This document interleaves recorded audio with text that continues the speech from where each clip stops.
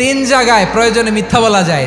এক নাম্বার, আপনার ওয়াইফকে খুশি করার জন্য, সে একটু এরকম না বলে একটু কৌশল করে বললে খুশি হবে, ওটা বলা যায়। দুই নাম্বার, জীবন মরণের ব্যাপার, যান বাঁচানোর জন্য একটু কৌশল করে ঘুরিয়ে বললেন, এটা জায়েজ। তিন নাম্বার, দুইজন ঝগড়া লাগছে তাদেরকে মিলিয়ে দেওয়ার জন্য কৌশল করে একটু মিথ্যা বলা, ঘুরিয়ে বলা যায়। দুইজনের মধ্যে দেখলেন যে সম্পর্ক খারাপ, একজনরে বললেন, ভাই সে তো ওই দিন আপনার ব্যাপারে অনেক প্রশংসা। কি আমার ব্যাপারে প্রশংসা? কি বললো? এই বললো আপনি নাকি এই করছেন ওই করছেন, অনেক প্রশংসা। লোকটার মন খুশি হয়ে যাবে তার ব্যাপারে, ঠিক কিনা?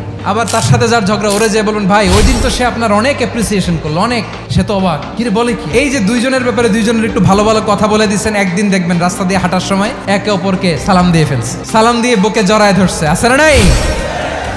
আবার মিলমিশ হয়ে গেছে। কিন্তু আমাদের স্বভাব হইলো, দুই প্রতিবেশী যদি একসাথে বসে একসাথে হাঁটে, দূর থেকে দেখলে আমাদের জ্বলে, আছে না নাই? ঘটনা কি? এই দুইটার মধ্যে এত মিল কে? এই দুইটার মধ্যে গিরিঙ্গি লাগানো যায় কিভাবে? আল্লাহর কাছে তওবা করেন, এই মানসিকতার যেন আমরা না হই, আমরা মিলিয়ে দিব।